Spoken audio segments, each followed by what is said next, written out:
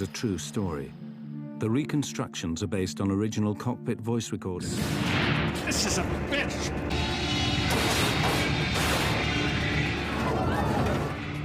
That plane has just started to do a big, huge plunge.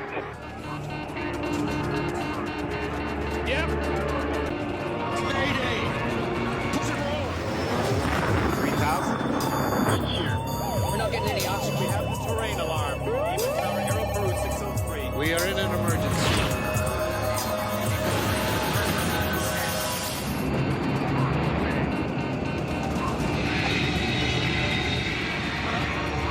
Here we go.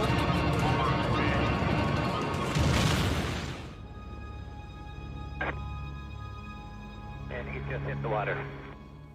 No family wants to lose a loved one, daughter, son.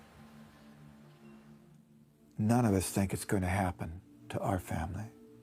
We read about these horrible crashes and we think, thank God, you know, and chances are it won't happen to us. The odds are in our favor.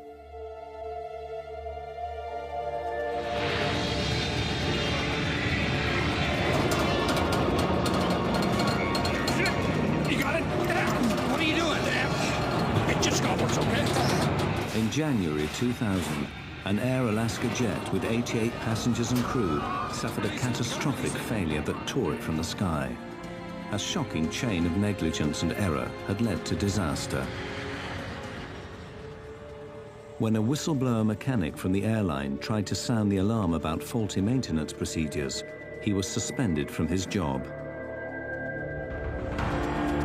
The investigation exposes deeply worrying shortcomings in maintenance and regulation that afflict the airline industry.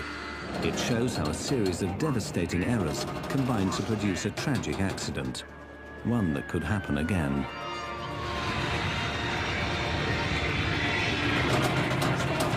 Release it.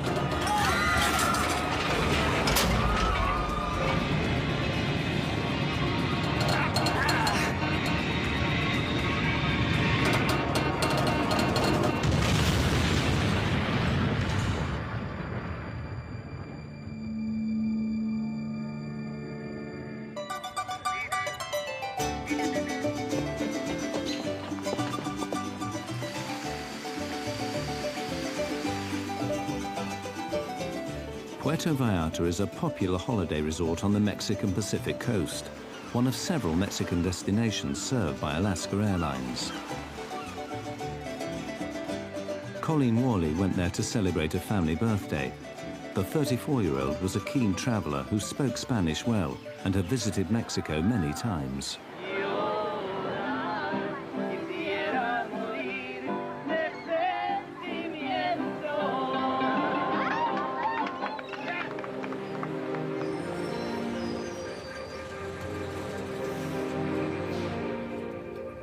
Colleen and the other holidaymakers returning from Puerto Vallarta settle in for the 4-hour flight to San Francisco.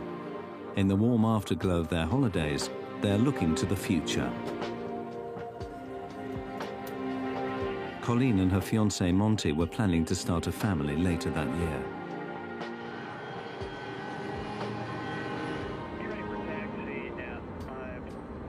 The pilots on Flight 261 are very experienced. Both Captain Ted Thompson and First Officer Bill Tansky have thousands of hours flying MD-80s. They know the plane well. The MD-83 is one of a successful group of rear-engined low-wing planes.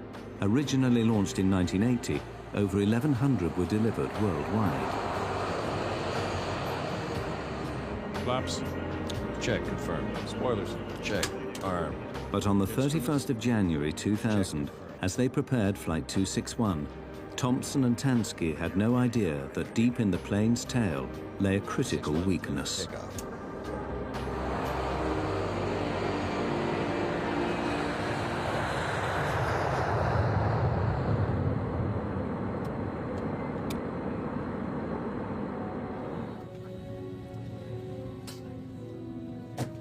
Colleen Worley and her fiancé, Monty, were planning their forthcoming wedding. They had announced their engagement at Christmas time, and so it was a time for everybody to sort of congratulate them, and so we decided we'd have a party for the family. Abby Miller Bush had visited Mexico with her husband Ryan and their friends to celebrate her new job at Microsoft. It's hard to describe how joyful a girl she was. She was well known for that care that she had in her, a trait that you can't put a value on. Dean and I had been there a lot together, and it was the first time that he went without me. Dean taught me how to play. He was always up. He told jokes a lot. People described him kind of as a puppy dog. Alaska Airlines was a successful carrier with routes up and down the west coast of America and into Mexico. Flight 261 left Puerto Vallarta as a routine flight with no hint of the danger to come. The devastating failure that would bring catastrophe to Flight 261 did not come out of the blue.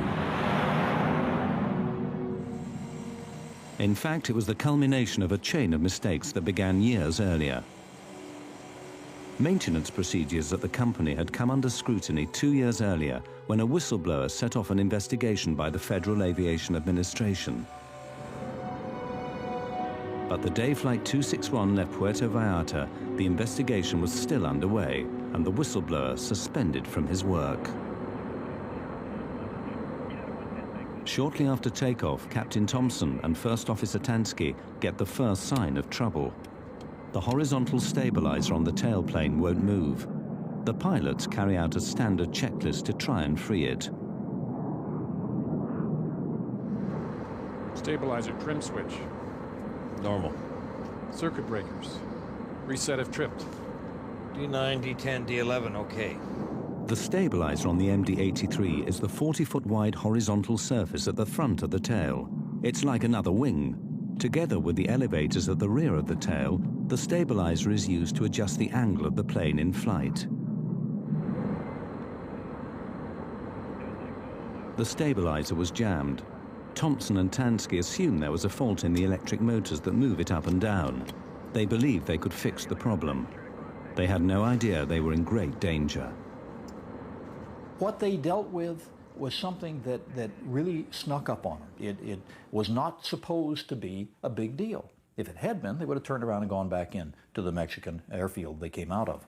But they were led down this road of accepting this problem as a small problem, so it's perfectly all right to troubleshoot it.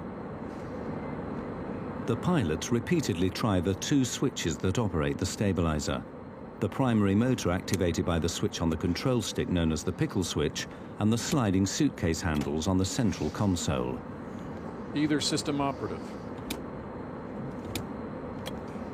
No. Both systems inoperative. Consider stab jam. Do not use autopilot. Check.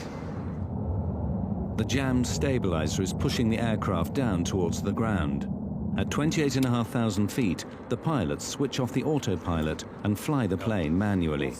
They have to pull back hard on the control column to lift the nose of the plane up. This requires considerable effort. The plane climbs for the next 7 minutes to its cruising altitude of 32,000 feet. As they fly up the coast, the pilots contact Alaska Maintenance Department for assistance. Maintenance, we need to know if any faults like this got reported recently for this aircraft. Whether there are any switches that we might not be aware of that can get those motors turning again. Roger 261. They verified no history on your aircraft in the past 30 days. Yeah, we didn't see anything in the logbook. Why don't you move your seat forward? I'll check this pedestal back there. Beyond that, I don't think there's anything we haven't checked. I use the example of the average layman, I think, can understand. If you try to start your car and it doesn't crank, you try jiggling the key in the socket and then try it again. And I think that the crew was probably understandably going through a lot of these, well, maybe it'll work now, or let's try this, let's try that. The pilots want to divert to Los Angeles. But Alaska Airlines dispatch, coordinating the movements of the company's planes, is worried this will upset the busy schedule. 261 dispatch. If you want to land at LA, of course, for safety reasons, we will do that. Tell you though, if we land in LA, we're looking at probably an hour and a half. We got a major flow program going right now. Well, you really put me in a spot up here. I don't want to hear that the flow is the reason you're calling. Because I'm concerned about overflying suitable airports. Well, we want to do what's safe, so if that's what you feel is safe, just want to make sure you have all the info. We might ask if they have a ground school instructor available. We could discuss it with him, and a simulator instructor. Dispatch 261, we're wondering if we can get some support out of the instructors up there. Thompson and Tansky now ask for a pilot instructor who might know the solution to their unusual problem. Stand by. As they wait for a reply, their frustration begins to show.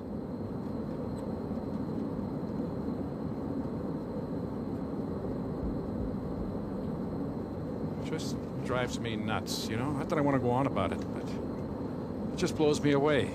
They think we're going to land, they're going to fix it. Now they're worried about the flow. Well, I'm sorry. Just... So they're putting pressure on you. Well, no. Yeah. The pilots need to think about what will happen when they descend for landing. How will the plane behave? Will they be able to control it? But several minutes after requesting help from the ground, they're getting no advice. As Flight 261 approached Los Angeles off the coast, the problems on board were about to get far worse.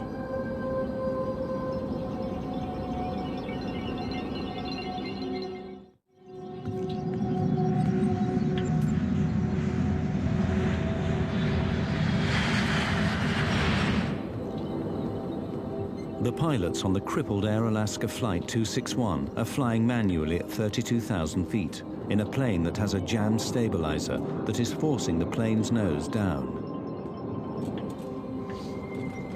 The pilots have another go at freeing up the jam stabilizer. They switch on both the electric motors that control it. This will click it off. Holy!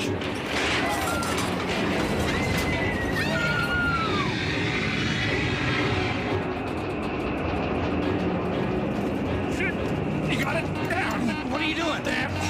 It clicked off! From 31,000 feet, Flight 261 plunges down for over a minute. The crew battle for control. It just got worse, okay?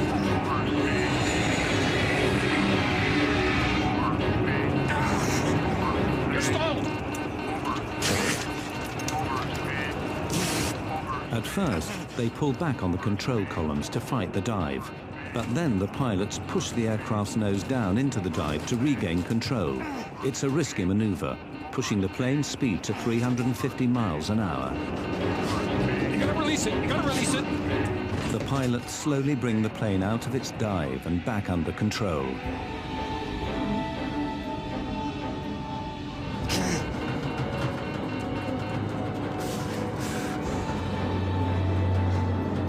Let's get speed brakes. Give me high pressure pumps. Okay. Help me back. Help me back. Okay.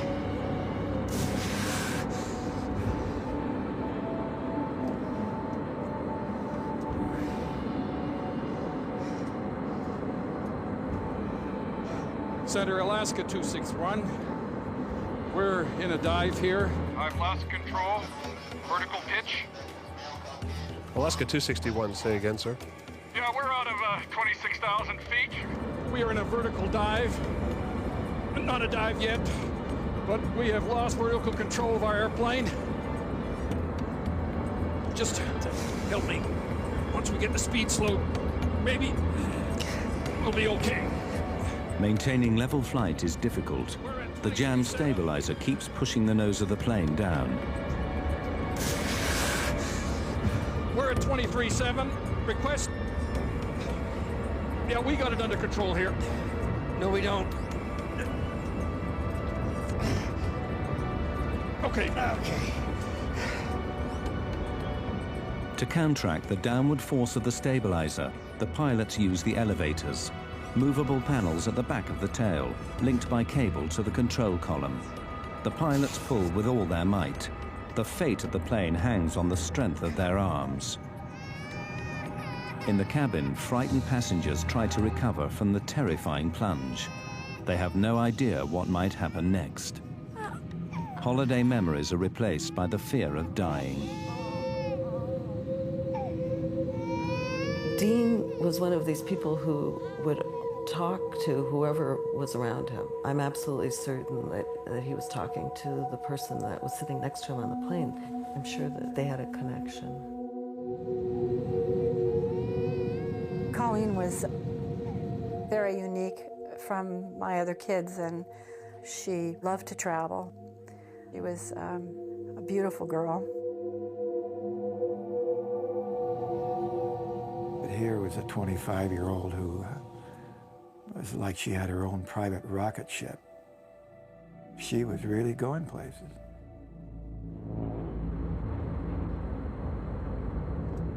In the cockpit, the pilots struggle to control the plane's speed so they can land. They've got a handful of airplane. They get her stabilized, and they're now in a situation where they make the decision properly to go in on an emergency landing to Los Angeles International. And they have to be able to slow the airplane up, so you've got to experiment a little bit. Let's take the speed brakes off. No, leave them there. It seems to be helping. Damn. Okay, it really wants to pitch down. Okay. Don't mess with that. I agree with you. With the plane under temporary control, the crew make the fateful decision to do more troubleshooting. They need a block of clear space around the aircraft in case they lose control again. They contact air traffic control. Alaska 261, say your conditions. 261, we're at 24,000 feet, kind of stabilized. We're slowing down here, and we're going to do a little troubleshooting. Can you give me a block altitude between 20 and 25? Alaska 261, maintain block altitude flight level 200 through flight level 250.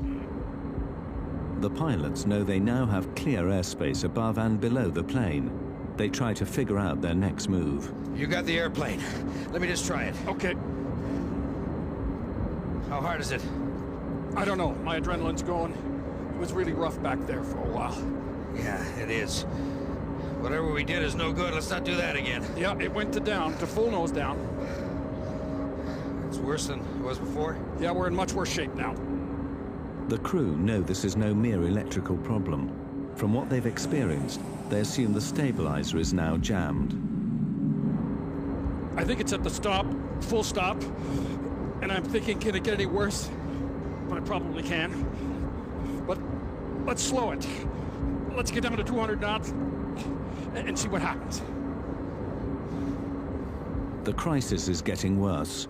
Uncertain how the plane will react if they try to slow it down, the pilots must still pull on the elevators to maintain level flight. Captain Thompson once again tries to get help from maintenance. Maintenance, 261, are you on? Yeah, 261, this is maintenance. Okay, we did both the pickle switch and the suitcase handles, and it ran away. It ran away full nose, trimmed down. Oh, it ran away trimmed down? Okay, and now we're in a damn pinch, and we're worse than we were before.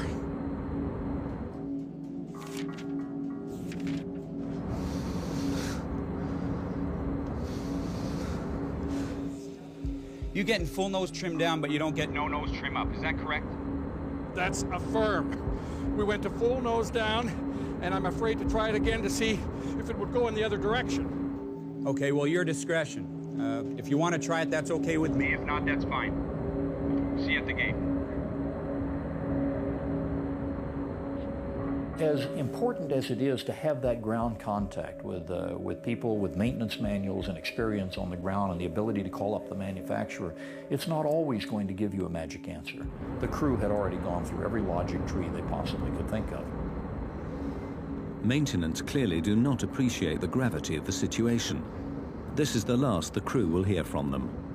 No one can help the pilots now, as they struggle with the plane's faulty stabilizer. Ever professional, however, they try to put the passengers at ease.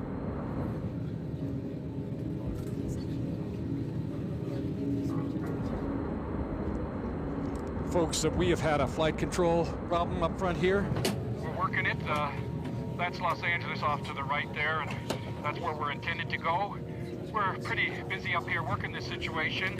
I don't anticipate any big problems once we get a couple of subsystems on the line. But we will be going into LAX, and I anticipate us parking there in about 20 to 30 minutes. In fact, they will never make it to Los Angeles. A full-blown disaster is about to unfold.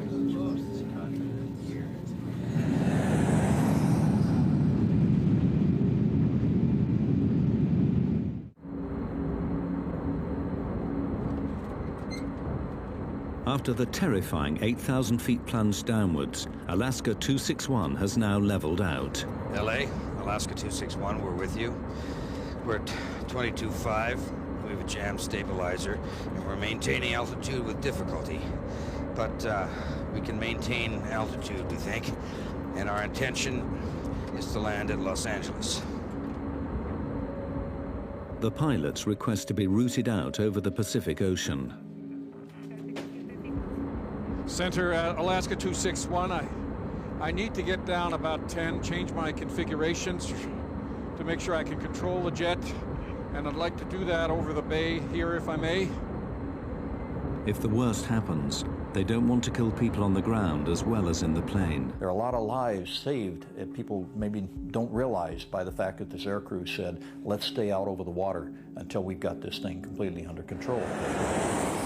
As they maneuver over the ocean, the crew again ask air traffic control for clear space around the plane. Alaska 261, fly a heading of 280 and descend and maintain 17,000. 280 and 17,000, Alaska 261, and we're generally needing a block altitude. Alaska 261, roger.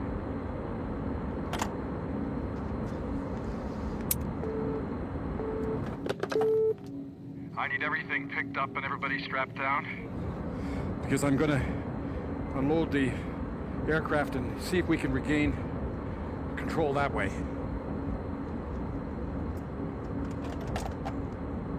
The pilots concentrate on trying to fix the plane. I'm test flying now. How's it feel? It's wanting to pitch over more. Really? Yep. Try flaps, 15, 11? Let's go to 11. Okay, get some power on. I'm at 250 knots. Real hard? No, actually, it's pretty stable right here, see, but we got to get it down to 180. The crew try to slow the aircraft down to landing speed without losing control, but every move they make could have fatal consequences. Okay, bring the flaps and the slats back up for me. Slats too? Yeah. Treading a knife edge of control, the pilots are still trying to free up the stabilizer. What I want to do is get the nose up, and then let the nose fall through, and see if we can stab it when it's unloaded. The only hope for the passengers is that the pilot's skill and experience can get the plane to Los Angeles Airport. It's on the stop now, it's on the stop. Not according to this, it's not. As one effort after another fails, the crew wonder if the stabilizer is damaged. The trim might be, and then it might be if something's popped back there. Yeah. It might be mechanical damage too. I think if it's controllable, we ought to just try and land it. Think so? Okay, let's head for LA. But just as they prepare the plane to land in Los Angeles, something in the tail suddenly breaks. Did you feel that? Yep. Okay, give me slats. This is a bitch. Is it? Yeah.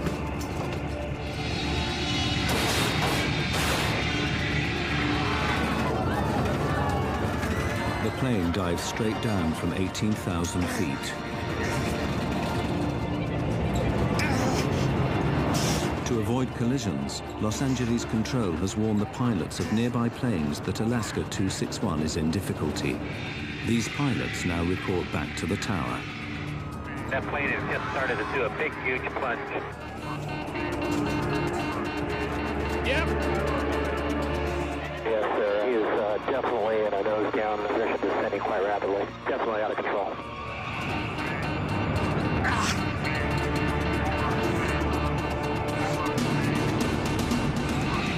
Plane's inverted, sir. Okay. Yeah, he's inverted.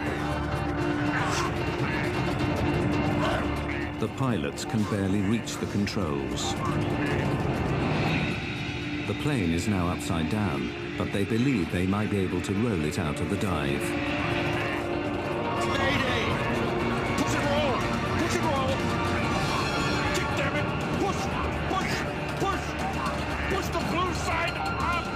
They tried to fly the airplane even upside down. They never for a moment believed that they could not find a way to control this airplane. I'm pushing! Okay, let's keep rudder! Left rudder! Left rudder!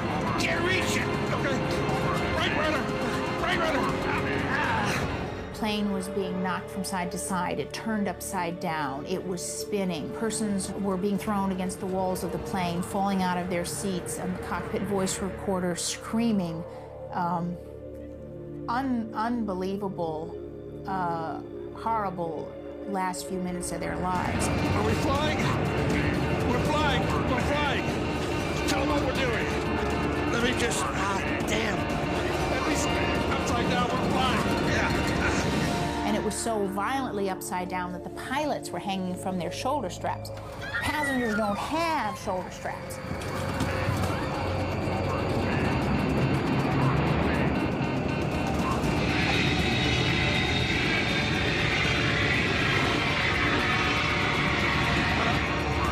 Here we go.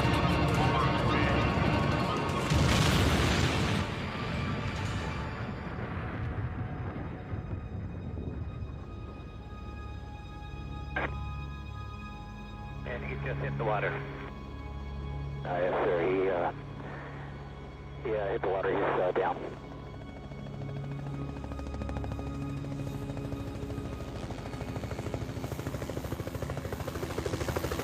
After a terrifying 60-second dive, Flight 261 hit the Pacific Ocean at over 250 miles an hour.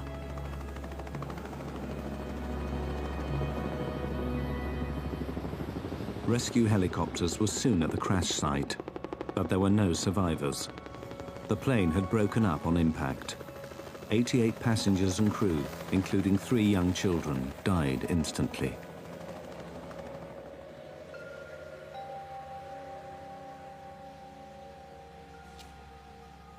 Fred Miller lost his daughter Abby and her husband Ryan.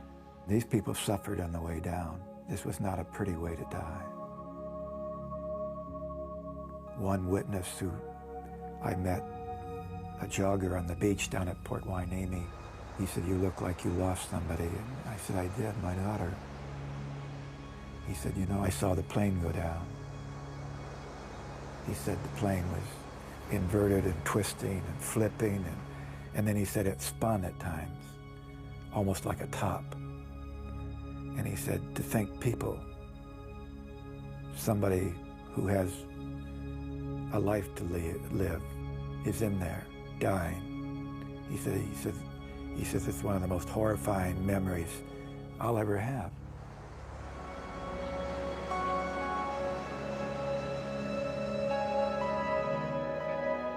Susan De Silva lost her husband, Dean. I know that they went through a horrible, horrible experience. This was a violent end these people suffered. There were no bodies that were intact or even close to intact. And they were conscious for a long time before it all came apart. Colleen Worley died along with her fiancé, Monty. As a mother, keep waiting for your child to come home. And Colleen had traveled so much in her life that it was unusual not to have her just walk in the door. All this time you're thinking something caused this, something made this happen, and I want to find out who's responsible for this.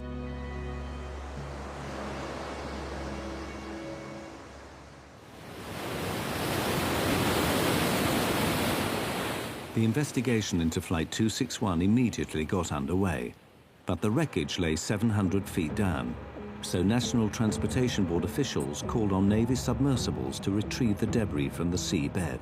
We set up a base of operations, and we had a remote operating vehicle with the side-scanning sonar, which they used to map the debris field and get an idea of how widely spread the wreckage was.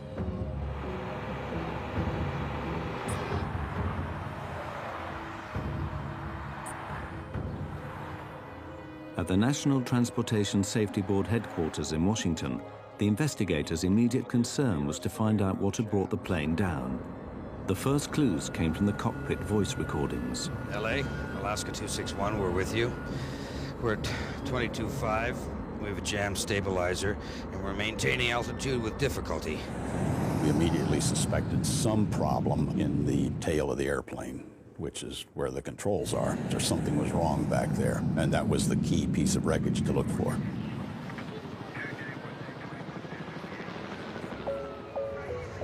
The MD-83 that crashed was a revised version of the Douglas Corporation's popular DC-9, over 2,000 of which were delivered to airlines worldwide.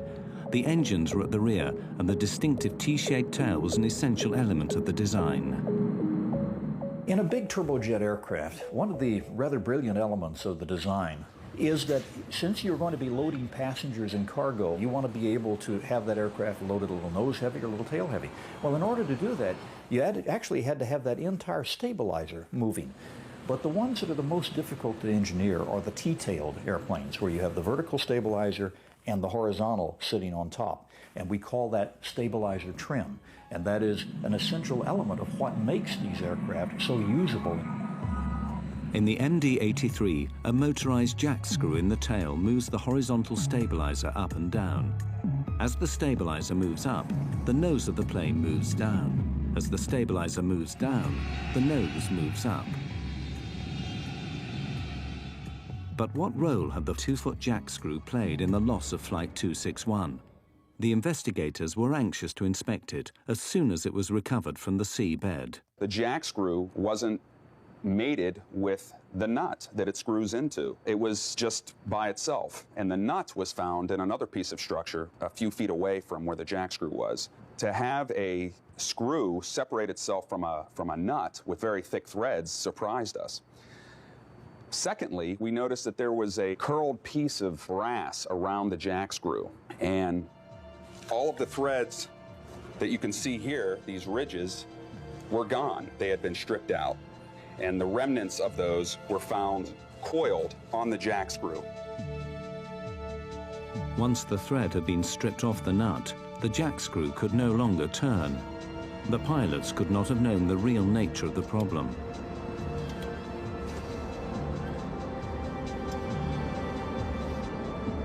The crew was confronted with a situation that had never occurred before. There is no failed jack screw procedure in the quick reference handbooks that they have available. There is no training for it.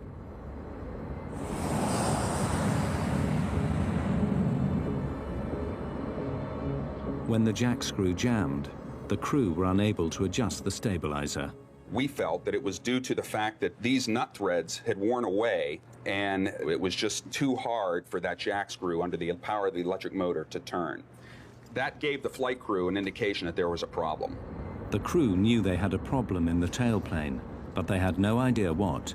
2 motors controlled the jack screw. They tried each in turn, but the pilot's attempts to free the jammed stabilizer inadvertently made their situation worse.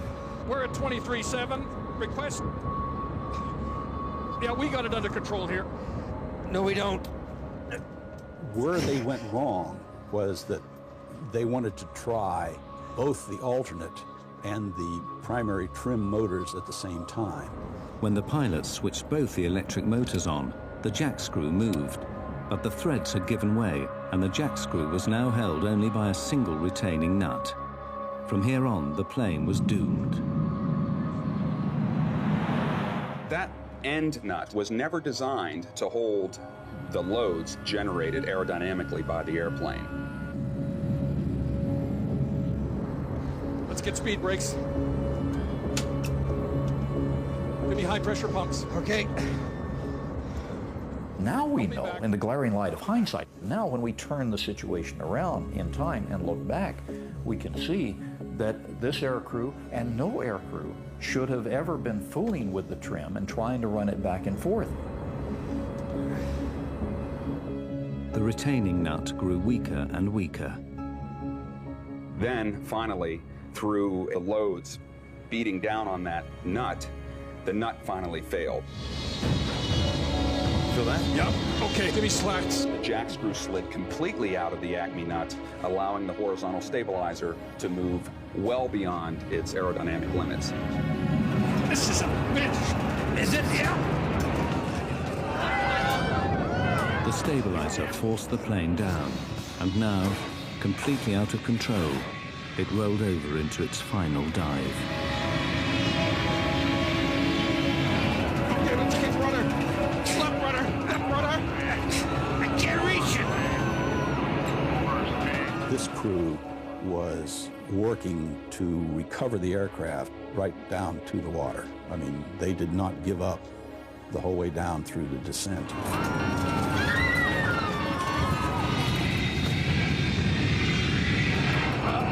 Here we go.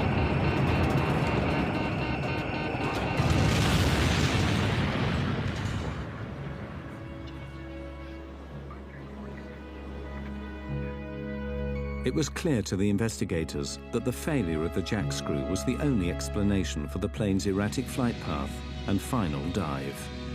But why had this happened? Why had the jack screw failed?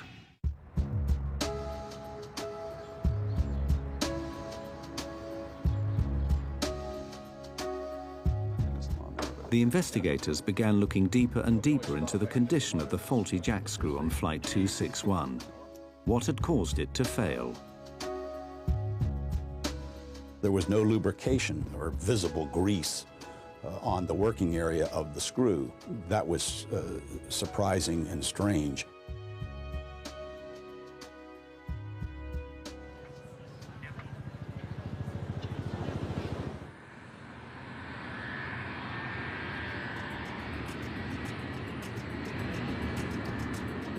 The discovery of no grease on the jack screw alarmed the investigators.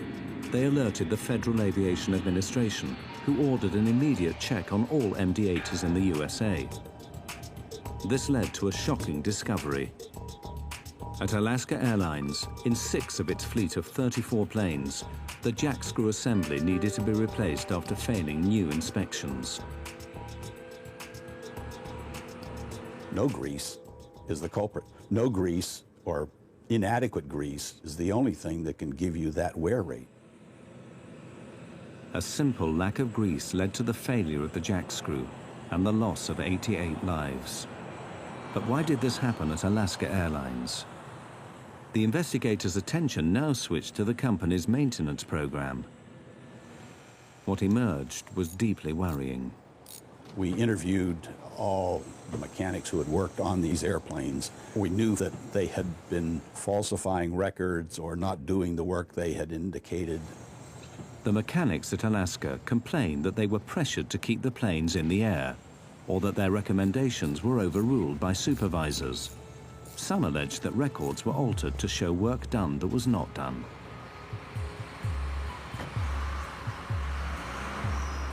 Alaska has long been one of America's most successful airlines, but in the early 1990s, the economic downturn hit the company hard.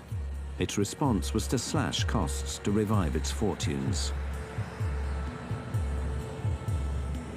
Pilots, maintenance workers, management and others had to make sacrifices.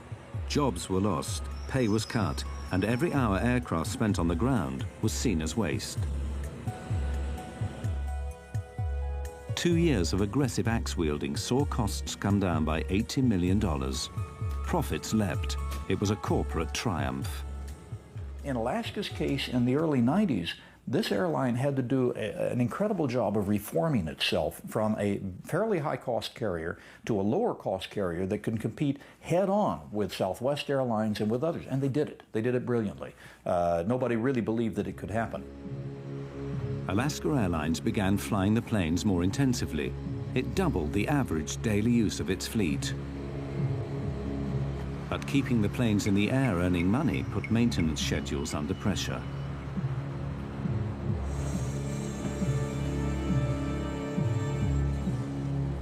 John Leotine was a former lead mechanic at Alaska Airlines Oakland maintenance facility, where he worked for over 8 years.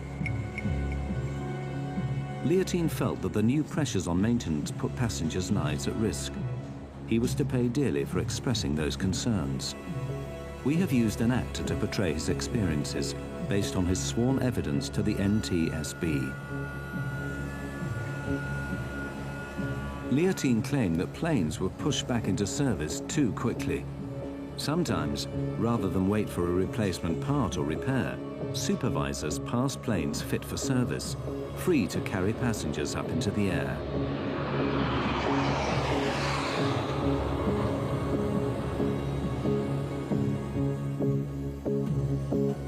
In October 1998, over 15 months before the crash, John Leotine became so worried that he did something that would change his life forever. He reported Alaska Airlines to the U.S. Department of Transportation, alleging violations in maintenance procedures. There were very few voices at Alaska who had concerns about the maintenance. There should have been more, and there should have been people listening. John Leotine is a hero in my book. In December 1999, over a year before the crash, the FAA and Department of Transportation officials moved on Alaska Airlines.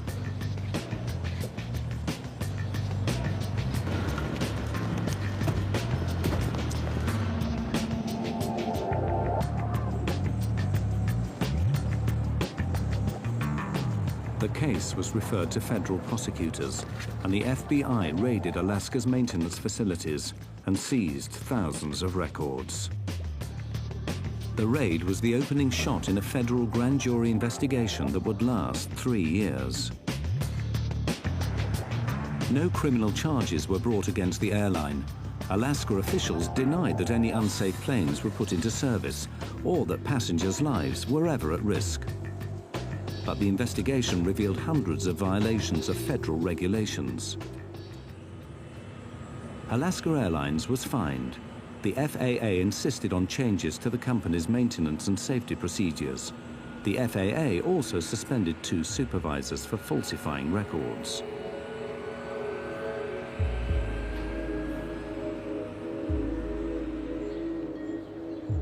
Like other whistleblowers, John Leotine would pay heavily for his efforts to save lives. Alaska put him on paid leave from his job, losing him thousands of dollars in regular overtime earnings.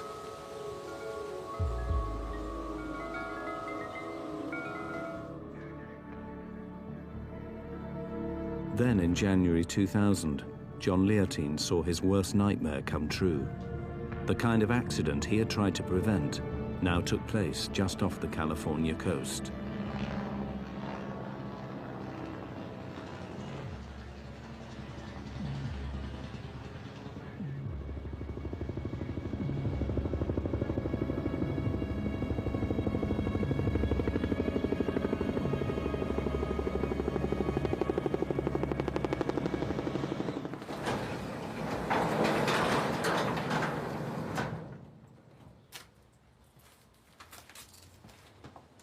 After the loss of Flight 261, Leotine went back to his private work records. Incredibly, he found he had a direct link to the crashed airliner. 2 years before, at the plane's last overhaul, he had ordered that the jack screw on this very aircraft be replaced. He then went off shift. When investigators examined the record, they found that Leotine's recommendation had been overruled by the next shift and the plane put back into service. It would be 2 years before the next overhaul, but time ran out. 4 months before the overhaul was due, Flight 261 crashed.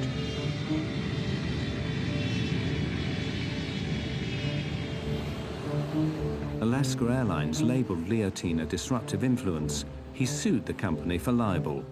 Alaska settled, but Leotine could no longer work in the industry he loved. I get calls almost every week of somebody saying, Should I blow the whistle? And I always tell them, you need to know, you need to be prepared to find another line of work, because you will not work in the industry and you will not work in the government. In most cases, it's almost impossible to be a whistleblower and survive your career.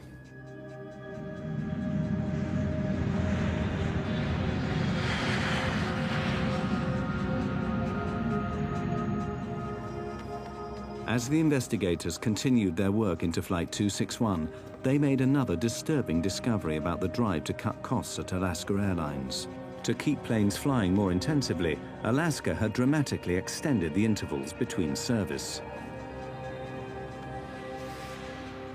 This was significant because when a plane is designed, every part has a schedule listing when it is serviced and when it must be replaced. You're supposed to go in and inspect every so many hours, and that's different on parts all over the planes. Some things you have to look at after every flight. Other things have to be inspected every 2 or 3 days. In 1996, Alaska Airlines extended the intervals between MD-80 jack screw inspections by 400%.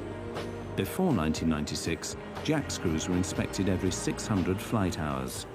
Now there was over 2,500 hours between each service.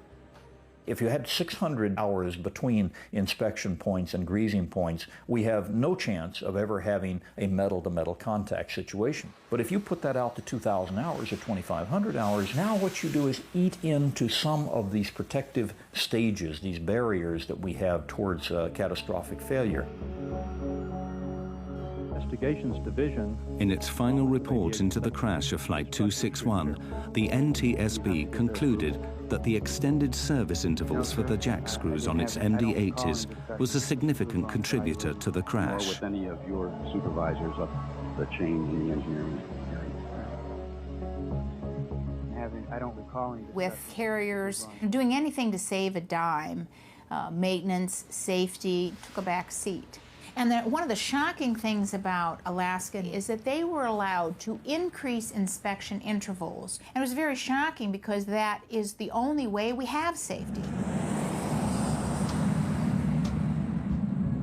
The extended maintenance intervals meant that the lack of grease on the jack screw went undiscovered.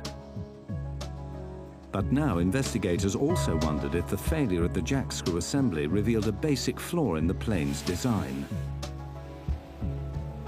They found that the MD-80 broke one of the fundamental rules of aircraft design. It was not fail-safe. The design philosophy that has made aviation so safe is that we should never ever have a situation in which one catastrophic failure of some component of the airplane causes us to lose the airplane. These backups to the backup, backing up the backups, is why we can get on an airplane with almost 100% assurance that we're going to get where we want to go safely. There was no backup to the jack screw and its nut. Engineers never envisaged a situation on the MD-80 where the jack screw might fail. With inspections every 600 flight hours and replacement every 2,000 hours, the designers did not add an additional redundant backup system. It was utterly laughable that they said it was a redundant system. There's one screw and there's one nut. That's all there is. It's not redundant. The MD-80 continues to fly worldwide. Despite the revelation of this dangerous design flaw, the jack screw assembly has not been redesigned. Inspection intervals have been shortened, but airlines still rely on proper maintenance to prevent the same accident happening again. Investigations Division. In its final report, the National Transportation Safety Board concluded that the crash of Flight 261 was due to the lack of adequate greasing and the stretched service intervals. When coupled with the design of the jack screw, these failures led to a completely avoidable accident and the loss of 88 lives.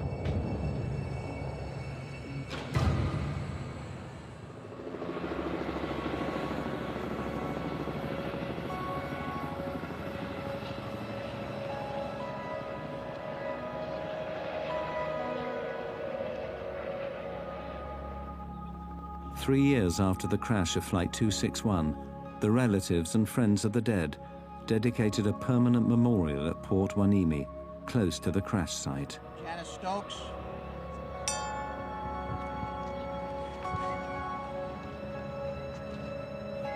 I think the best thing and the only thing in our infinite inadequacy of making up for the loss from this life is to say something that we've been able to say on a lot of other accidents to other grieving families, and that is, those deaths will not be in vain.